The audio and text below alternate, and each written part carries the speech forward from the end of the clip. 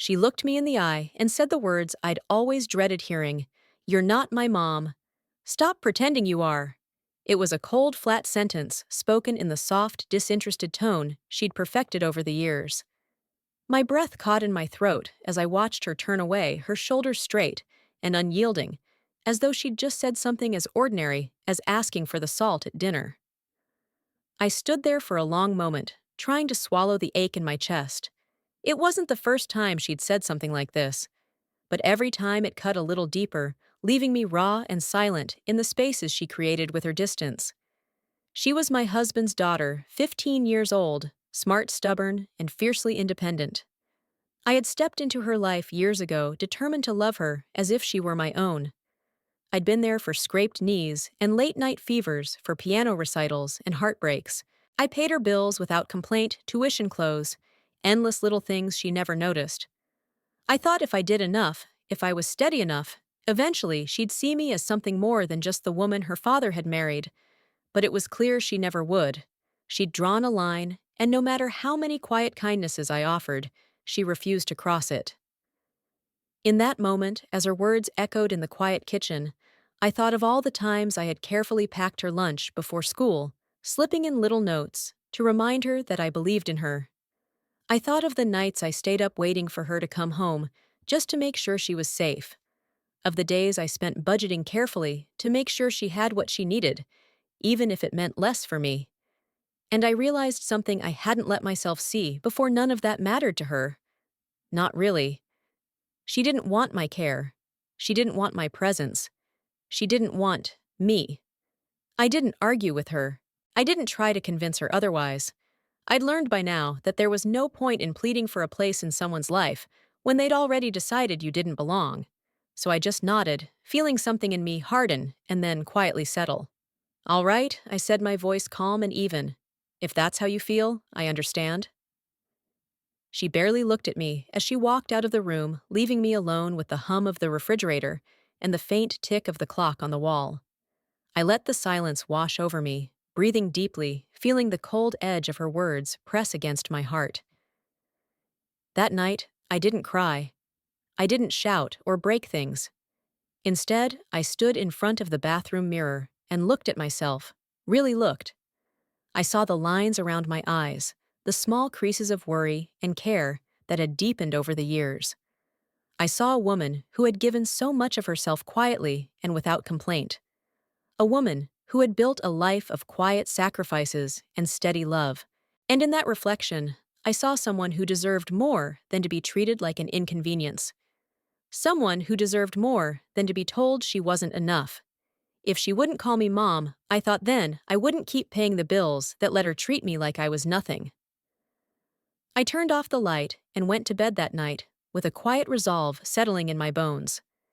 The world outside was dark and still, and for the first time in years, I felt a flicker of peace in the decision I knew I would make. No more paying for someone else's comfort when they refused to see my worth. The morning after she called me by my name instead of mom, the house felt different. The walls seemed to echo with her words, even though she was nowhere in sight. The breakfast I made for her the night before sat untouched on the counter, a silent witness to the chasm she'd carved between us.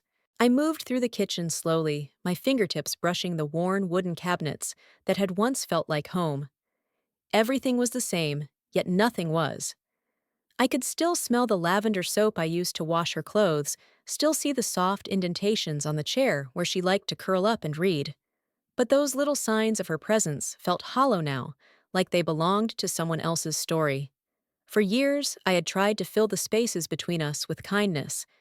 I'd driven her to music lessons and doctor's appointments, sat in the car outside her friends' houses late into the night, always waiting, always ready. I'd learned her favorite foods, the little ways she liked her room, arranged the songs that calmed her when she was anxious. I told myself that if I was patient enough, if I was gentle enough, she would see that I wasn't trying to replace her mother.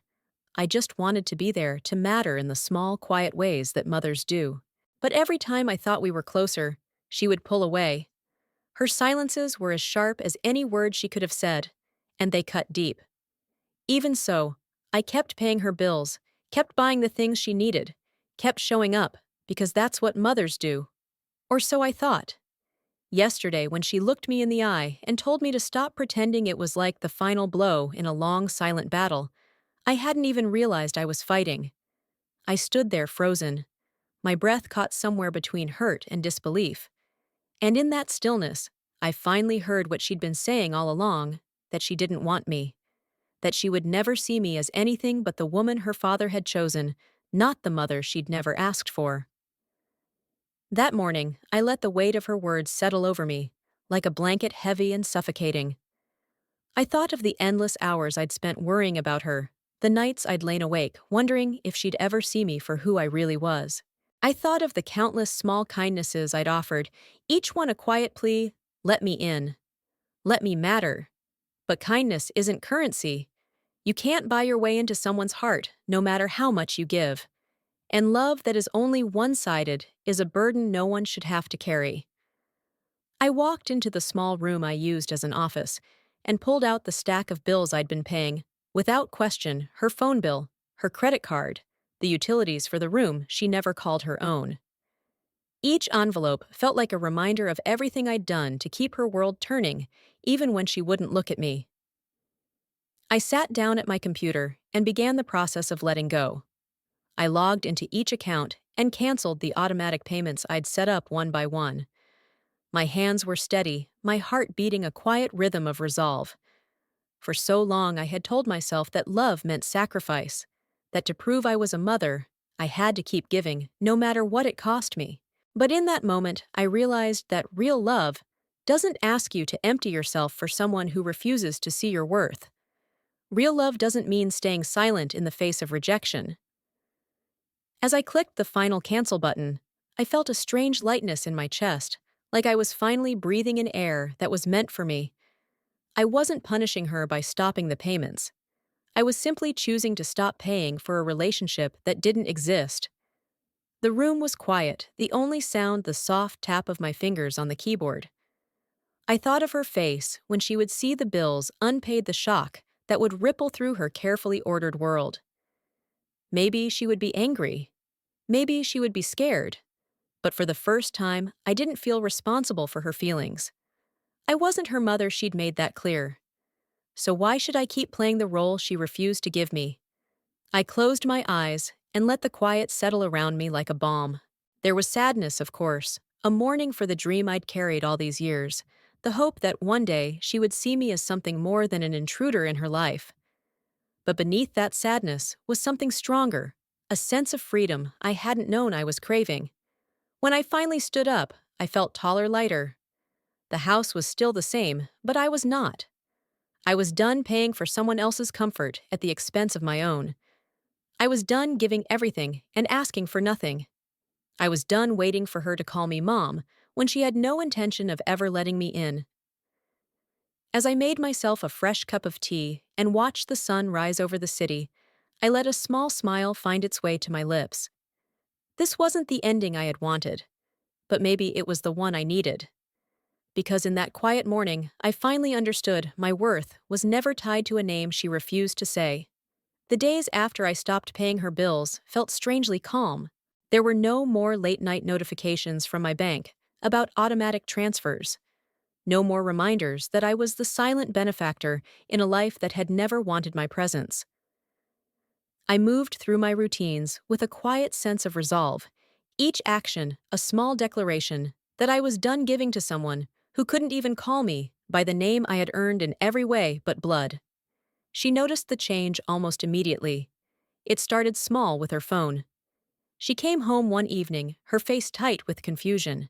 "My phone's not working," she said, holding it out like it was my responsibility to fix it. I looked up from the book I was reading and met her gaze evenly. "You might want to check with the phone company," I said calmly, then went back to my reading. The surprise in her eyes was almost enough to make me laugh, but I didn't.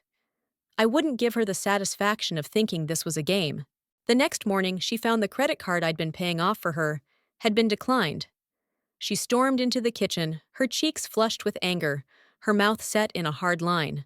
"What did you do?" she demanded, her voice shaking. "Why did you stop paying for my stuff?" Her tone was the same one she used when she thought she could bend me back into place with a single word. I set my mug down carefully and looked her in the eye. "You made it clear I'm not your mother," I said evenly, so I decided to stop acting like one. The words landed between us like a stone dropped in a still pond, and for a moment she was too stunned to speak. I could almost see the wheels turning in her mind, the desperate scramble to find a way to spin this into another reason to push me away. "But you can't just stop," she said, her voice rising. "How am I supposed to pay for everything? You know I don't have that kind of money." Her hands clenched at her sides, her shoulders hunched like she was trying to make herself smaller, even as her words tried to make her bigger. I took a breath and let the calm settle over me. "That's not my problem anymore," I said. "I did what I could for you for years, but I won't keep paying for someone who doesn't see me as part of their life. You said I wasn't your mother, and I heard you loud and clear." She flinched at that, but she didn't back down. "You're just doing this to hurt me," she said, her eyes narrowing. "You're trying to make me feel guilty. It's pathetic." I shook my head slowly. "No," I said softly. "This isn't about punishing you. It's about respecting myself. I gave, and all I got in return was your silence and your contempt. I'm done living in a house where my love is treated like a burden." For a moment she looked like she might cry. I could see the fear in her eyes, the realization that maybe, just maybe, she'd pushed too far this time. But she blinked and the softness was gone, replaced by the cold mask she wore so well. "Fine," she said, her voice low. "Do what you want. I don't need you anyway." I watched her turn and leave the kitchen, her back straight and proud. But I knew better. I knew the cost of the bills I had paid, and the life I had made possible for her. And I knew that when those things were gone, she would have to face the truth of what she had lost. That night, I lay in bed and let the quiet wash over me. I thought of all the years I had spent trying to earn her love, of the countless ways I had given, until there was nothing left to give. And I realized that I wasn't sad anymore. I wasn't angry either. I was free. The next morning, she tried one more time. She knocked on my door, her eyes wide and unsure. "Can we talk?" she asked, her voice softer than I had ever heard it. I nodded and let her in, but I didn't let her words sway me. She sat down across from me, her hands fidgeting in her lap. I didn't mean it," she said quietly. "When I said you weren't my mom, I was just angry." I looked at her and saw the girl I had tried so hard to love. The girl I had stayed up for when she was sick, the girl I had comforted when her father was too busy to notice her tears. And I felt a small pang of sadness for both of us, for the love that had never been returned, and the emptiness that would always stand between us. "I know," I said softly, "but it doesn't change anything. I can't keep paying for your life when you've made it clear I'm not part of it." My voice didn't waver. I had said the words 100 times in my mind, and now they felt like the truth I had been waiting to speak. She didn't argue. She just nodded her shoulders, slumping in defeat. And in that small gesture, I saw the weight of everything we had lost. But I also saw the strength in myself, the woman who had finally learned that love doesn't mean giving until there's nothing left. I watched her leave the room, her head bowed, and I felt a quiet peace settle over me. I had stopped paying her bills, but more importantly, I had stopped paying for a place in her life that she would never give me. In the days that followed, I moved through my routines with a new sense of freedom. The bills piled up, but they weren't mine to worry about anymore. The house was quieter, but it felt more like mine than it ever had when I was busy trying to prove I belonged. And in that quiet, I found a kind of victory I had never known before. Not the loud, triumphant kind, but the soft, steady certainty that I was enough. That I didn't need anyone's permission to take up space in my own life. I had spent years trying to earn a name she refused to give, but in letting go, I found my own name again. And that was worth more than any bill I'd ever paid. The days after our final confrontation felt strangely empty. The house was quiet, the air heavy with the weight of things left unsaid. She moved around like a ghost, her footsteps soft and hesitant, her eyes never quite meeting mine. And I let her have that distance. I let her feel the silence she had helped create. I spent my mornings drinking coffee in the sunlit kitchen, the warmth of the cup steady in my hands. Each sip was a small comfort, a reminder that I didn't need anyone's permission to be here. I had spent years bending myself to fit her needs, her moods, her constant refusal to see me. Now I was learning to sit with my own company and find peace in it. I noticed the changes in her almost immediately. The phone she clutched like a lifeline no longer rang with endless notifications. The credit card she'd used so freely sat useless in her wallet. She moved through the house with a kind of restlessness I had never seen in her before. I could see it in the way her shoulders hunched, in the way her fingers fidgeted with the hem of her shirt. She was used to me smoothing over the cracks in her life. Without me, those cracks were beginning to show. One afternoon, she cornered me in the hallway. Her voice was small, almost pleading. I I didn't realize how much you were doing, she said. Her words were quiet, like she was afraid to break the fragile truce between us. I looked at her calmly, my face giving nothing away. You didn't want to know, I said softly. You wanted what I could give you, but not me. It wasn't cruel, just the truth. And in saying it out loud, I felt something settle in my chest, something solid and unmovable. She didn't argue. She just nodded and stepped back, her eyes downcast. I watched her walk away, and for the first time, I didn't feel the urge to follow. I didn't feel the need to fix what was broken between us, because I finally understood that it wasn't mine to fix. In the evenings, I sat by the window and watched the sun dip below the rooftops, painting the sky in soft gold and pink. The quiet of those hours was a balm, a reminder that I had chosen this. I had chosen to stop pouring my heart into someone who saw it as nothing more than a convenience. I spent my days tending to the small joys I had forgotten in the years I spent caring for her. I cooked meals just for myself, savoring the way the kitchen smelled of garlic and fresh herbs. I read books that made me laugh and cry, filling the empty spaces with stories that felt like old friends. I took long walks in the park, breathing in the crisp air, and letting the wind carry away the last traces of her harsh words. Sometimes, late at night, I would think of the girl she used to be, the one who had looked at me with shy eyes, and a hint of something like hope. I wondered where that girl had gone, and if there was any part of her left. But I didn't let those thoughts linger. I had spent enough time wondering what she needed. Now it was time to think about what I needed. She tried to test the boundaries I had set, of course. One evening, she asked if I would help her pay for a new laptop for school. Her voice was careful, almost sweet, as if she thought she could slip back into the old patterns we had lived in for so long. I shook my head. I'm sorry, I said gently, but that's not my responsibility anymore. Her face fell, and for a moment, I saw the hurt there raw and unguarded. But I didn't let it sway me. I couldn't, because I knew that if I said yes even once, it would be the same as saying that her words hadn't mattered, that she could call me whatever she wanted and still expect me to give. And I was done living like that. Each time she tried to push, I stood my ground. And with every no I gave her, I felt a little stronger. I wasn't being cruel. I was being honest with her and with myself. I was done paying for a place in her life that she would never offer me freely. The house felt different now. It was quieter, yes, but it was also freer. I could breathe in it in a way I never could when I was constantly bracing for the next rejection. I realized that in all the years I had spent trying to be her mother, I had forgotten how to be my own person. But now, in the stillness, I was finding my way back to myself. I was learning that my worth wasn't tied to what I could give her or how well I could play the part she refused to let me fill. My worth was in the quiet strength of choosing myself even when it hurt. One morning, I stood in front of the mirror and really looked at the woman staring back at me.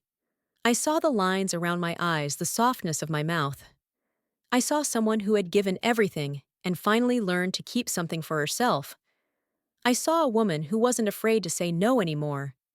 And in that reflection, I found a kind of peace I had never known. Not the peace that comes from someone else's approval, but the peace that comes from finally standing in your own light.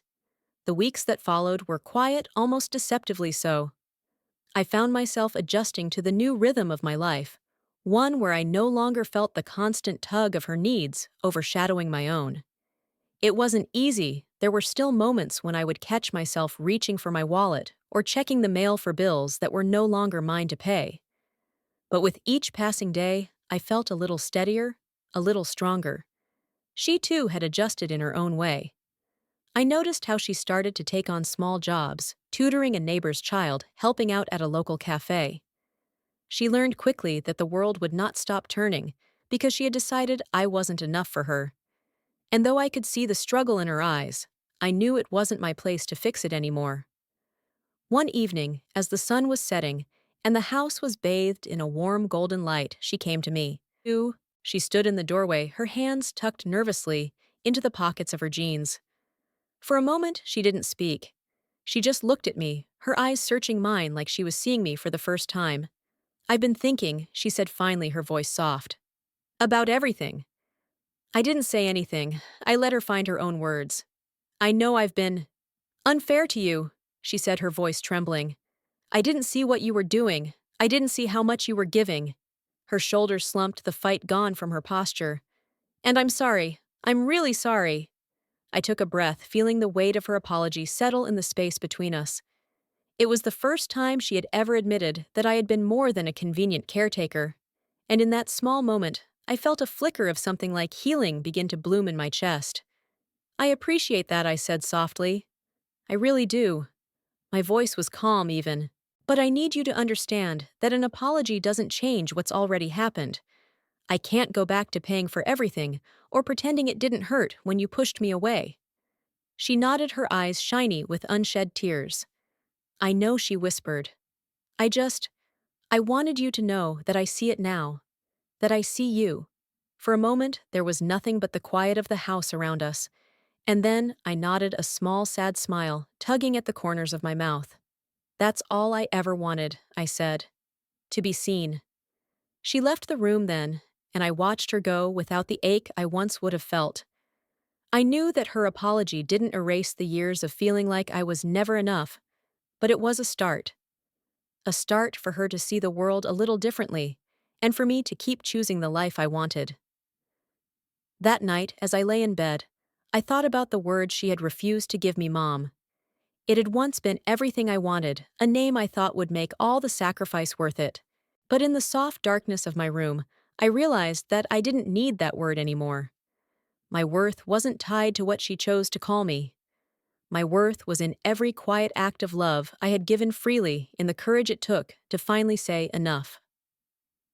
I closed my eyes and let the peace of that truth wash over me. I had stopped paying for her bills, but more importantly, I had stopped paying for her approval. And in doing so, I had finally given myself the freedom to be exactly who I was.